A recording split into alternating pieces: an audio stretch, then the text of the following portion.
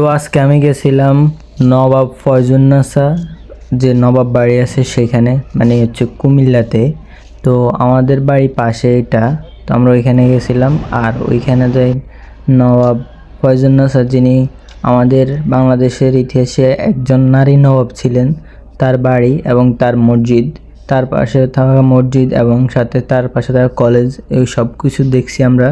তো আর বেশি কথা না কই ভিডিও শুরু করে, তো আপনারা আজকে পুরো ভিডিওটা দেখিয়েন। তো আমি এখন আছি ফয়জুন্নেছা মসজিদের সামনে, আর এখানে বিশাল একটা গাছ দেখতেছি। এটা আই থিঙ্ক বিশাল একটা গাছ, মানে অনেক বড়। তো এই গাছটা নিচে দাঁড়াইছি কারণ এখানে করতেছে, মানে অনেকগুলো চড়ুই পাখির বাসা এখানে মনে করা সম্ভব। এখন ভিতরে যাইতেছি, ভিতরে যাই আপনাদেরকে মসজিদটা দেখাই, মসজিদটার সৌন্দর্যটা দেখাই। তো সামনে একটা পুকুর আছে, যেটা লাস্টে আপনাদেরকে দেখাবো। এখন আগে মসজিদটা দেখে নামাজ টামাজ পড়ে তারপরে আপনাদেরকে দেখাবো আর কি।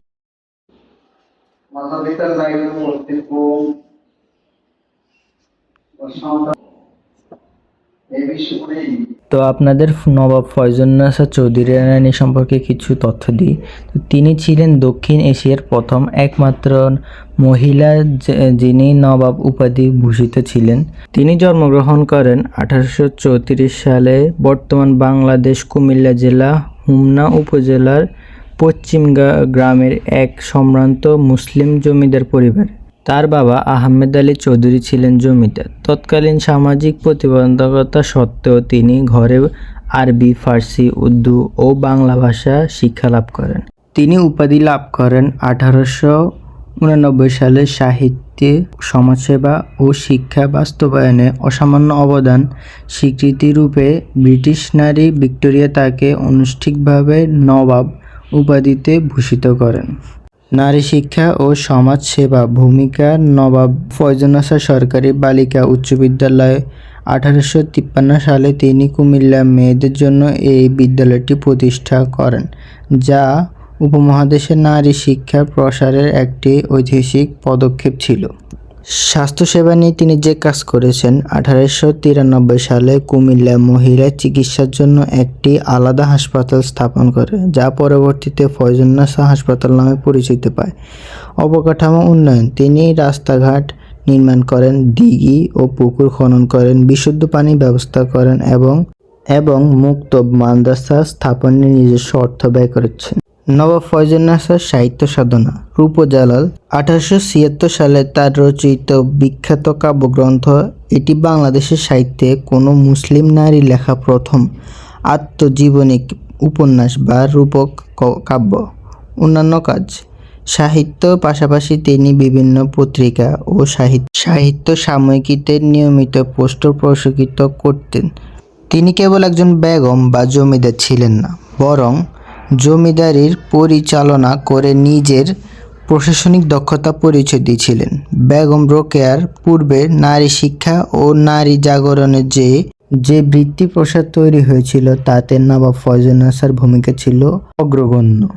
নবাব ফয়জুন্নেছা চৌধুরী বাড়ির পাশে অবস্থিত ঐতিহাসিক মসজিদ লাকসাম পশ্চিমগাঁও নবাব বাড়ি মসজিদ বা ফয়জুন্নেছা জামে মসজিদ নামে পরিচিত।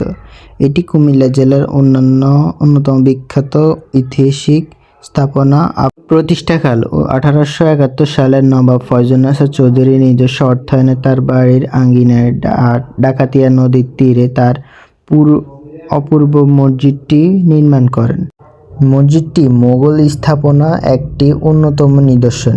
এই দেয়ালে গম্বুজে প্রাচীন পলাশ ও ভারতীয় মোগল নকশা ছোঁয়া দেখা যায়।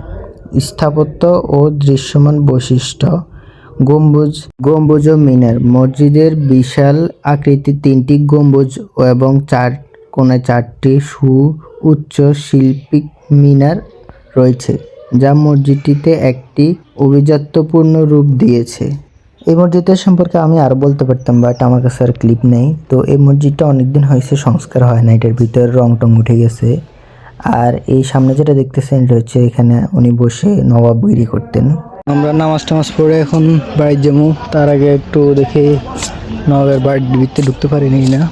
আমি আরো কয়েকবার ব্লগ বানাইতে আসি, এরকম ফিরে গেছি, এখানে আসছি, বাট এখানে তালা মারা থাকে বেশিরভাগ টাইমে। তো ভিতরে কে জানি কে থাকে, তো ওনারা তো একটা মানে ওটার কেয়ার করে না, তো এটা বন্ধই থাকে বেশিরভাগ সময়। যা বুঝতেছি মানে ওনাদের জাদুঘরটা এখন বন্ধ আছে আপাতত। জাস্ট মানে ভিতরে যারা রক্ষণাবেক্ষণের জন্য থাকে তারা আছে, ভিতরে লোকাল মানুষ ঢুকাও নিষেধ।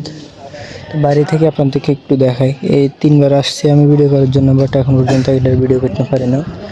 দেখি আপনাদের পয়জনাস কলেজে আপনাদেরকে দেখে দেখাতে পারি কিনা। তো এখানে যে সাদা বিল্ডিংটা দেখতেছেন এটা হচ্ছে তার বাড়ি, এবং যে লালটা দেখতেছেন এখান থেকে তিনি নবাবী করতেন এবং মানে পরিচালনা করতেন সবকিছু এখান থেকে। আর এটা হচ্ছে ফয়জুন্নেসা ডিগ্রি কলেজ। কলেজের ভিতরে এন্টার করার গেটটা বন্ধ, বাট পাশে তো একটা দেওয়াল ঘুরে ভাঙা, মানে ভিতরে কাজ চলতেছে কারণে। তো একটু ঘুরে ঘুরে আপনাদেরকে দেখাই। আমার বন্ধু সিএমও এখানে পড়ে, ক্লাসটা সবাই আইয়ে না মনে হয়, যদিও আজকে বন্ধ, ক্লাস হয় না তেনাতে। তো বন্ধু তোর কলেজ আইসি, এটা মনে হয় ম্যাথমেটিক ভবন বা ম্যাথমেটিক্স ভবন কি লিখছে এখানে। এখানে পুরোপুরি কোনো ইয়ে নেই, বাট এটা হয়তো বা অফিস টফিস হইতে পারে। সুন্দর লাইনে গাছ লাগানো আছে, নতুন নতুন লাগাইছে মনে হয়। এখানে আই থিঙ্ক বিজ্ঞানের যত কিছু আছে, তো গণিত রসায়ন বা বিভাগ দেখতেছি সব জায়গায়। নতুন বিজ্ঞান ভবন, এটা হচ্ছে বিজ্ঞান ভবন আর কি ওনাদের। সুন্দর আছে মাশাআল্লাহ। ঘুরে গিয়ে আপনাদের দেখাই, আমিও দেখি একটু একটু। এটা হইতেছে আপনার, এখানে আছে ব্যবস্থাপনা বিভাগ, এখানে আছে ইংলিশ ডিপার্টমেন্ট, তারপর এখানে আছে অর্থনীতি, হিসাব বিজ্ঞান, রাষ্ট্রবিজ্ঞান। এটা হচ্ছে আপনাদের কলেজ। যারা যারা আপনারা এই কলেজ থেকে দেখবেন একটু কমেন্ট করে যাইয়েন। সুন্দর আছে কলেজখান। এখানে মোবাইলের প্রবলেম কারণ সাউন্ড আসে। এখানে একটা কোর্ট আছে ব্যাডমিন্টন খেলার জন্য, ভলিবল খেলার জন্য, আর পাশে বিশাল একটা মাঠও আছে। এগুলো দেখতেছি এখানে। পরে এসে আমাদের বাসা, মানে বিল্ডিং এটা, ওই টিনের ঘর দেওয়া যাবে, টিন দেখা যাবে, ওইটা হচ্ছে আমাদের ইয়ে। আর এখানে কি, এটা আমাদের অফিস, আর এটা যত সম্ভব পরিত্যক্ত করে দিয়েছি, ভিতরে কিছু নাই। এখানে একটা সুন্দর একটা শহীদ মিনার আছে, বাট আমাদের স্কুলে শহীদ মিনারের মতন এত সুন্দর শহীদ মিনার কোথাও আমি দেখিনি আজ পর্যন্ত। এটাও আছেন কোনো রকম, মানে শহীদ মিনারের মতন বানিয়ে রাখছে আর কি। তো এটা হচ্ছে আর কি আপাতত মনে হয়। আর এটা হচ্ছে পুরো কলেজ মাঠটা সুন্দর আছে, বাট কেউ এখানে খেলে না যত সম্ভব। কোনো খেলাধুলার চিহ্ন দেখতেছি না, ক্রিকেট খেলার কি আছে আই থিঙ্ক। আর আমাদের কলেজে এরকম একটা ভবন দরকার 6 তলা, তো আমাদের কলেজে নাই। কবে যাবে কলেজের, হয়তো বা আমরা বাড়াইতে না হরে ডিক্লেয়ারে বইয়ের হরে আঙ্গ হলাম বের। কি দেখতেছি, চিনটা পাক ডমডম। এটা মাঝখান দিয়ে ট্রেন, পাশে দিয়ে খাল গেছে, আর এখান দিয়ে আই থিঙ্ক গাইডওয়াল উঠেছে। এখান দিয়ে খুব সুন্দর বসার জায়গা। আর এটা হচ্ছে কলেজ আপনাদের ফয়জুন্নেসা কলেজ। পুরো কলেজ একবার ঘুরে ঘুরে দেখলাম, এখন বন্ধ, এখন কিছু দেখানোরও তো কিছু নাই। আর ওইদিকে আছে সেনাবাহিনী, যে ইয়েটা আছে এখানে সেনাবাহিনীটা থাকে আই থিঙ্ক। বিশাল একটা বিল্ডিং। আর আপাতত আমি যাই, কারণ আব্বু কল দিছে। আর যদি কারো অঙ্গ বাসা বানানো লাগে প্লিজ কইন। অঙ্গ বাসে হয়তো বা সামনের মাসে খালি যাবো।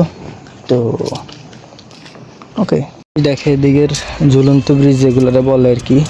তো এদিকে এগুলো খুব ফেমাস, কারণ এখানে অনেকগুলো খালের উপরে এই ব্রিজগুলো দেওয়া হয়েছে, এগুলো নতুন করে করা হয়েছে সরকারের মাধ্যমে।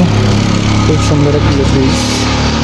এটা হচ্ছে আরেকটা স্কুল আর কি, নবাব ফয়জুন্নেসা ও বায়ুন্নেসা যুক্ত উচ্চ বিদ্যালয়। এটাও সুন্দর আছে, অনেক সুন্দর একটা স্কুল। এখানে সবচেয়ে মুগ্ধ করছে বাইরের লেখাগুলো, যদি আসেন এখানে একবার পড়ে যাই। তো এখন হাঁটিয়ে যাইতেছি, রিক্সাওয়ালা 30 টাকা রাখবো, আর দরকার নেই। পা একটু ব্যথা হইতেছে, বাট নো প্রবলেম। একটু হাঁটাচলা করা ভালো শরীরের জন্য। তো হাঁটিয়ে যাইতেছি, এগুলো কি কে জানে, চিনি না। ওই সব দিকে ছাড়িয়েছি, এখন যাই বাড়ির দিকে। লাকসামেরই একটা সুন্দর জিনিস খুব আমার কাছে ভালো লাগে, যেটা হইতেছে আপনার এই বিশাল একটা দিঘি, আর এখানে একটা মন্দির আছে হিন্দুদের, খুব সুন্দর। দেখো এটা কয় টিকিট লাগবে না তো কয় চলে দিয়ে যেত গরম কি ফাইনালি আসছি সোনাইমুড়ি আর ধরনের টিকিটও লয়েছি